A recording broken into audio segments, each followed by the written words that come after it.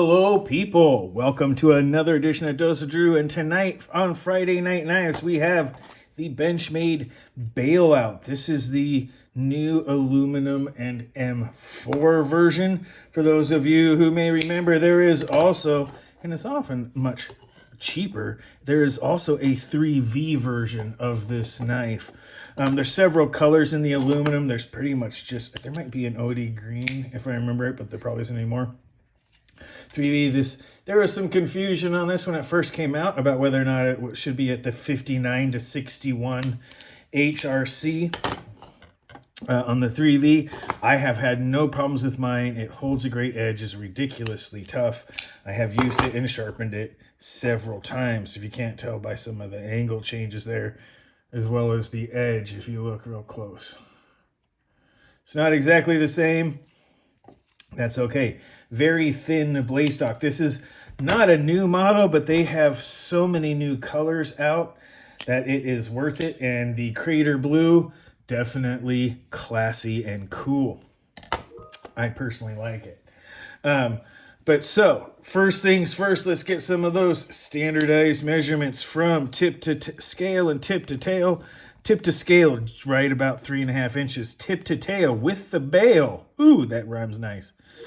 8 and looks like about 1/8 inches, might even be 3/16. It's about just over 8 inches. So fairly decent sized, okay?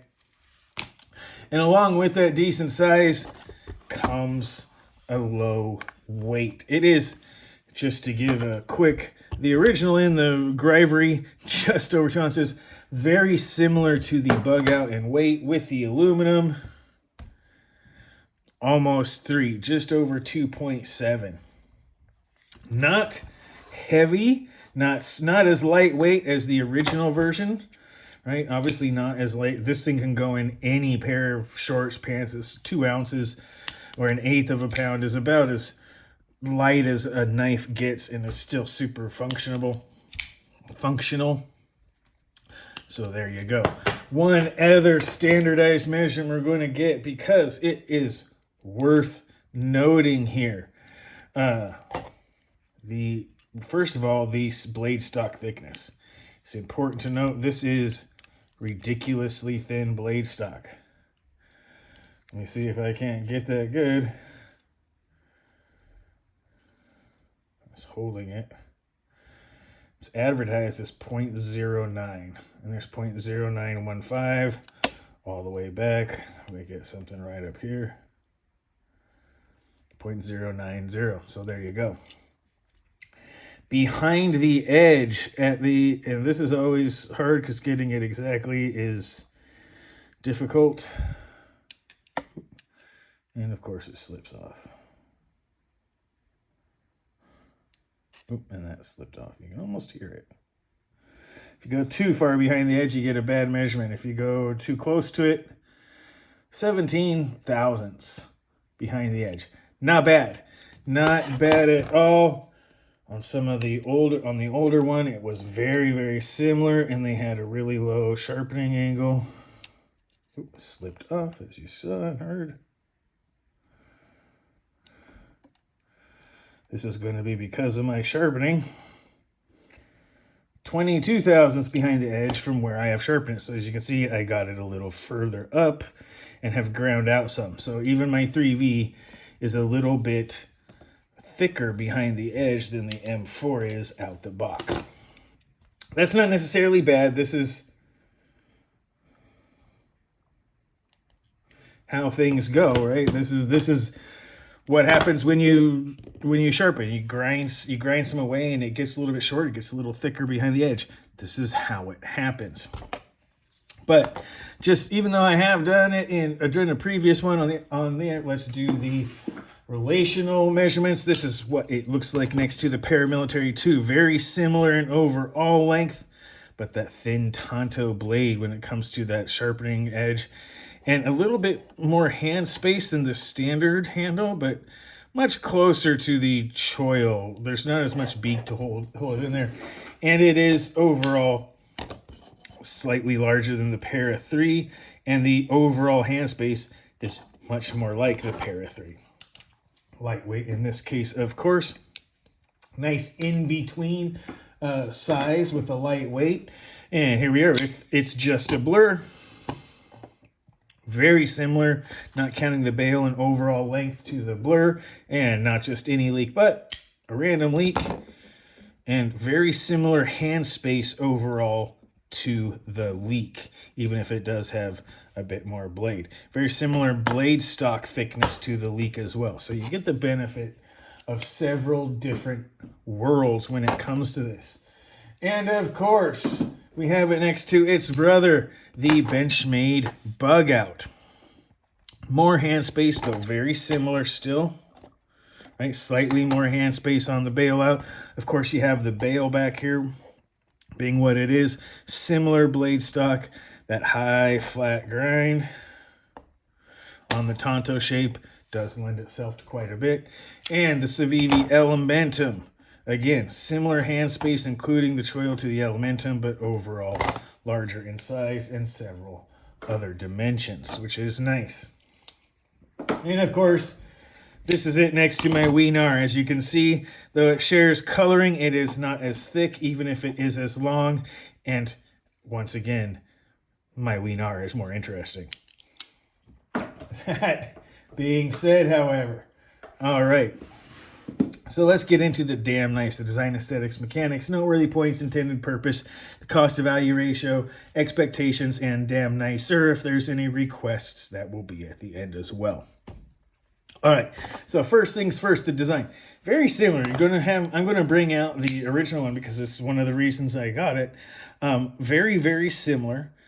Hard to really complain. The Gravity is nice and the 3V is there, but the M4 significantly harder, high toughness, great edge retention. Is it better steel overall? Depends on what you do. But again, with that chisel-tipped Tonto, you get a lot of use and long life from that M4. M4 has been around a while. It is used in a lot of competition choppers where they can get it hard, tough, and still get an incredibly fine edge on it, which this thing does very well. I normally am not a big fan of the mushroom handles, but there's a lot of space on this one. And even though it's not as easy to choke up, there's just enough room to do so. It gives you just enough room and space to allow for these things to happen, which is good. You know, the ergonomics of this design are fantastic. The bail, while it's held in place essentially by like one screw and such, it's still fairly solid. It gives you a nice solid butt space, for lack of a better term, with which to, you know, use as sort of a pummel, to be perfectly honest, to be able to slam that in. It gives you something in the reverse grip that you can smack with. It does with the stock clip. That's essentially what pokes out of your pocket. Aftermarket clips go just a little bit further. Just so you can see, this is an aftermarket clip. And so even though it is deep carry and you have the bail there, the other options give you a little bit more depth in your carry while still having the bail to get a hold of. And that's actually not bad. The aesthetics, the Tanto blade on this is nice. It has a very, very sort of almost drop point looking shape. It's got a nice wedge and then just goes into this, not a different grind, but just incredibly well-shaped Tanto blade style. We have that clipped straight point with a little bit of belly. Fantastic. That little bit of belly gives you a whole lot of cutting power, while the solidity of the tip and the chisel grind or sort of straight cut on there allows you to do a lot of chiselly stuff with this blade that you may not want to. It also gives you a very robust tip. And I have to admit, it just looks cool. It looks cool. It really does. It's very well designed, and it looks as cool as it was designed. The mechanics of it, it's a Benchmade. It works great. Right? It's solid action, flips easily both ways. It flicks in and out. Out the box, it has no hangups. I haven't even pulled this one apart to clean it yet and have used it quite a bit. Starting to get rainy, so it's not quite as much. The aluminum handles, I mean, right here is where the sort of tang, so to speak, goes, but it's nested within the aluminum. The aluminum is easily strong enough to make good use of it. And really, the noteworthy points on this one, one, it's the bailout. Two, the aluminum handles. A lot of the noteworthy points are about what's different from the original, because the 3V on the original, a lot of people thought might be a little too soft. People complained about the fiberglass reinforced nylon because you could squeeze it. You know, you can sit here and talk about like flexibility versus, you know, rigidity and which one's tougher, stronger. But a lot of people just didn't like that they squeezed hard on it and it seemed like it started to squish. I don't mind it. This is actually, for me, a nearly perfect knife, right up there with the bug out for carrying in, say, athletic shorts or nylon shorts or, it's, you know, summer clothes. Fantastic for it. The new version isn't that much worse. It's still pretty light. The aluminum handles give it a rigidity that was missing before, as well as a full texture that's both aesthetically pleasing as well as nice to the touch. It gives you a lot of traction while still being smooth. And of course, that CPM M4 blade. It doesn't say CPM on there, but everything I have seen else does. And there's, let me see, is that going to, can you see that? Anyway. So that M4, 62 to 64 hardness. Benchmade usually does their heat treat incredibly well. They're right up there. Some of the top knife companies, they always report their target HRC as well as what they're trying to do, and they have great steels.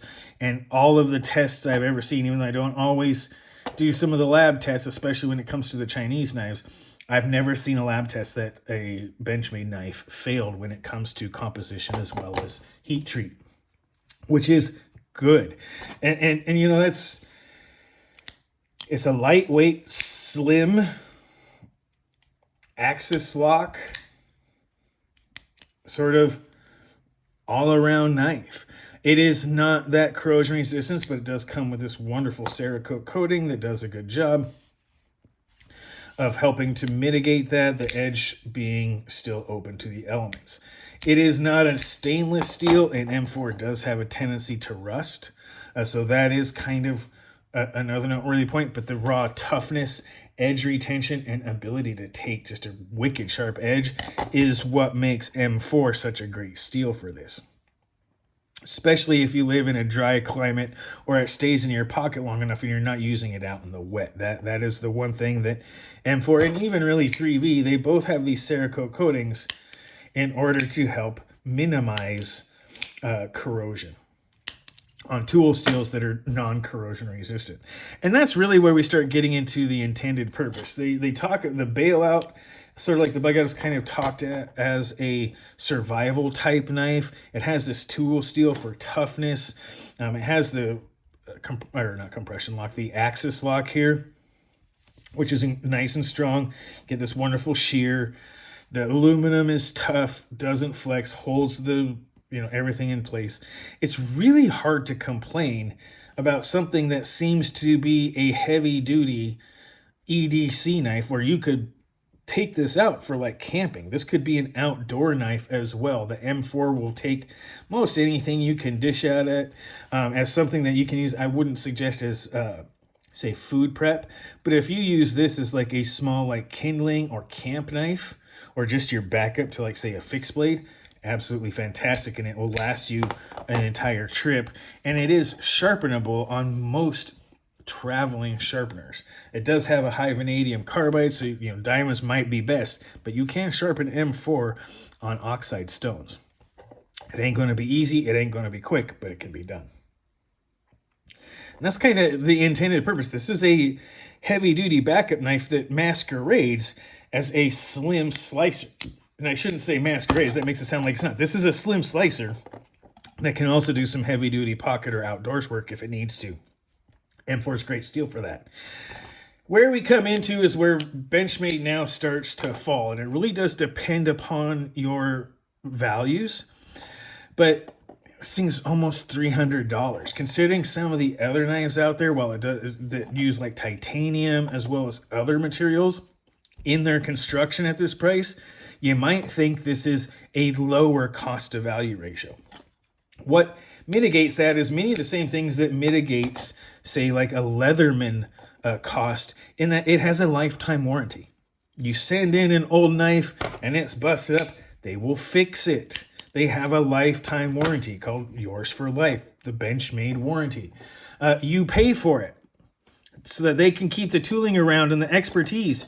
You pay for that kind of warranty. You really, really do.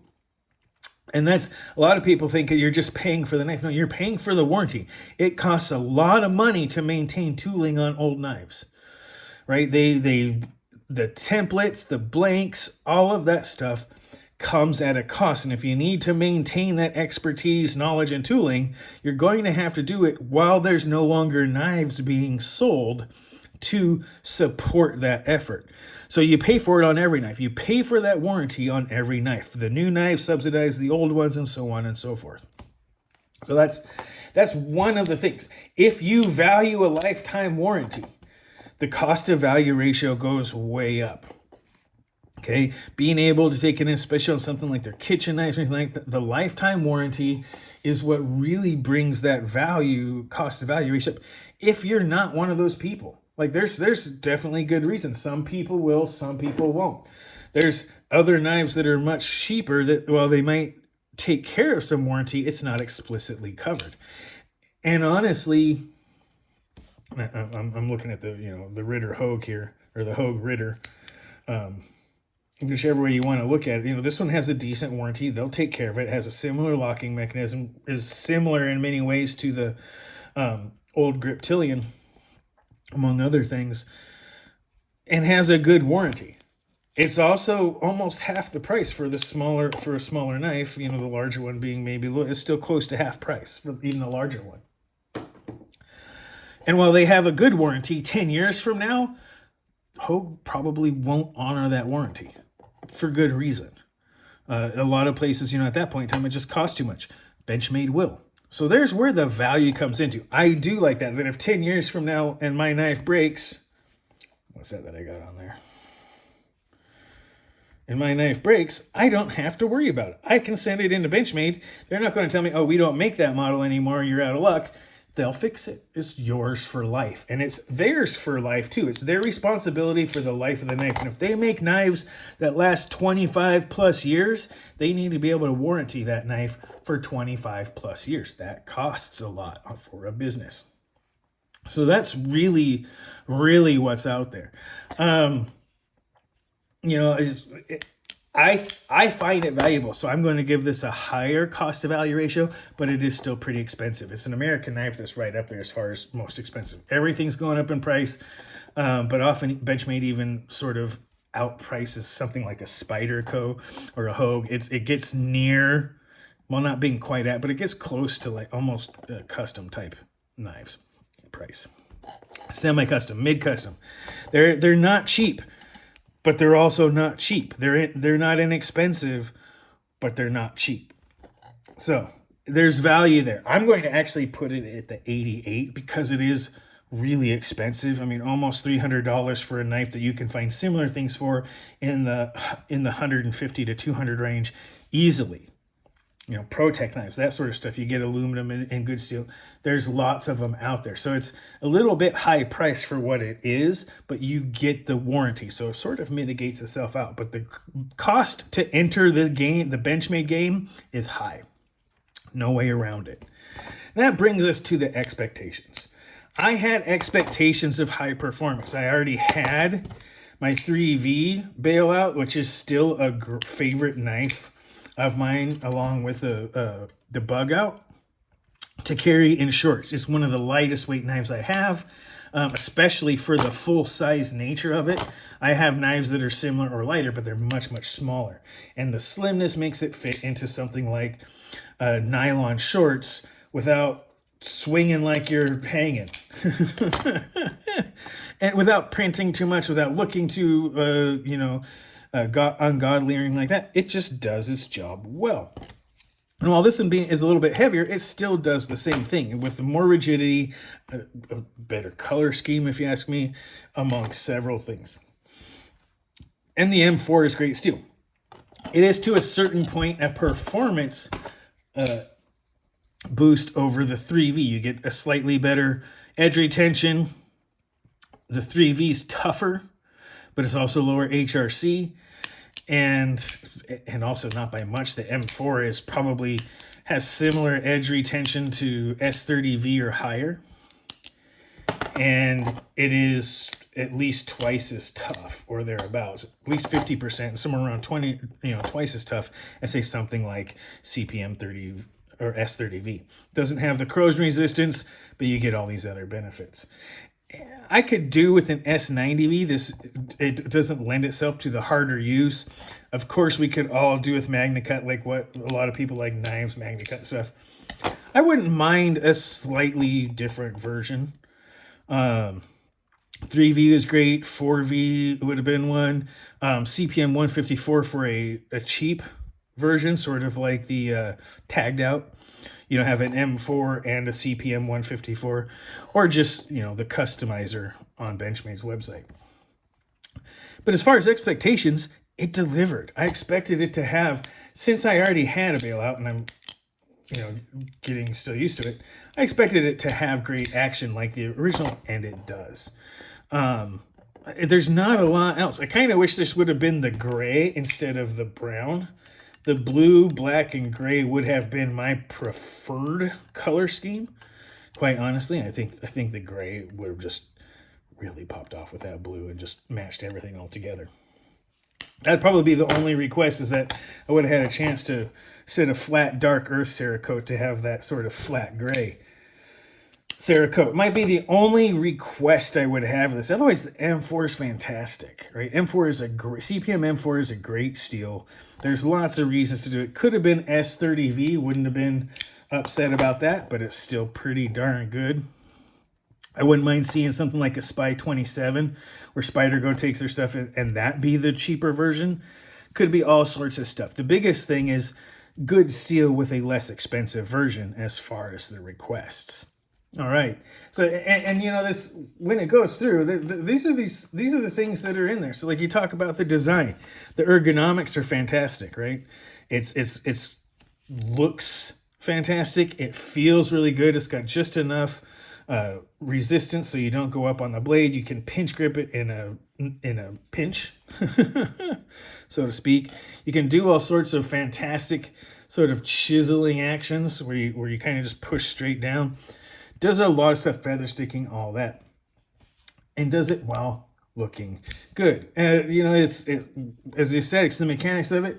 I mean, the actual mechanics of the flipping action, fantastic. The mechanics of the blade. This thing is a package piercer with that beautiful tip. It is a shrink wrap slicer, especially with that sort of chisel tip. You get into something like the bubble wrap or that shrink wrap that's really hard.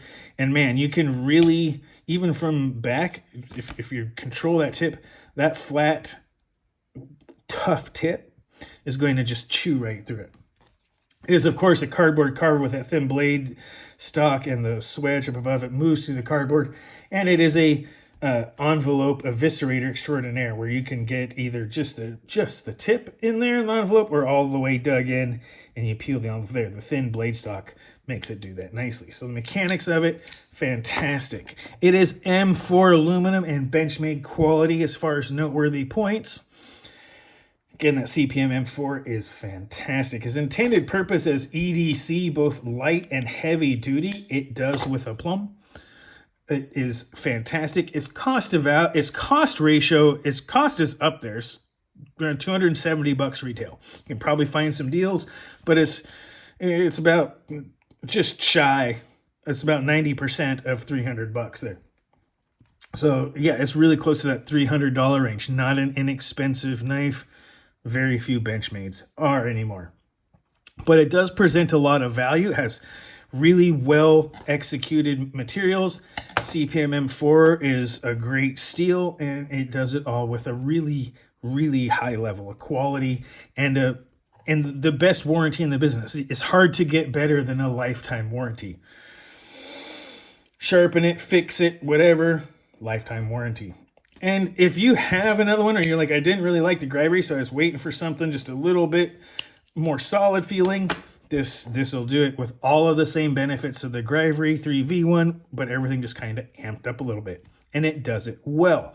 That's important to me. That's important, I think, for a lot of people. So it keeps its value, even though its cost is high. It's not as high as some others that delivers really good value for a much lower cost, but it's still pretty high. And I expected this level of performance from a Benchmade, and it delivered. And I have very few requests. Mostly has to do with aesthetics. Like I actually would prefer the gray over the flat dark earth with the blue, but that is what it is. And so I'm going to give this an 86 to 88 out of 100 as far as when it comes to, scoring all that stuff. Really, really well done. If you're into Benchmades coming up this year, it's Christmas and everything like that, they're not always easy to find. They can sell out. They're very well known for being high quality, but you can probably still find some of the different colors if Crater Blue is not your choice. And a lot of them have come into stock just in time for the holidays. And with that, you guys, I am going to go ahead and end that right here. The Benchmade Bailout in the aluminum and M4. Fantastic knife, high cost, high quality, high value. It does everything that you can seem to think an intended purpose for it would be, and does it well.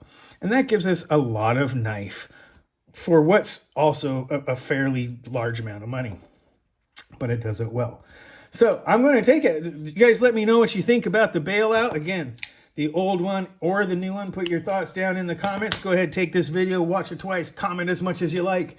Be mindful of side effects. Remember to like and subscribe. This has been your Dose of Drew. I am said Drew, and you guys have a great rest of your night.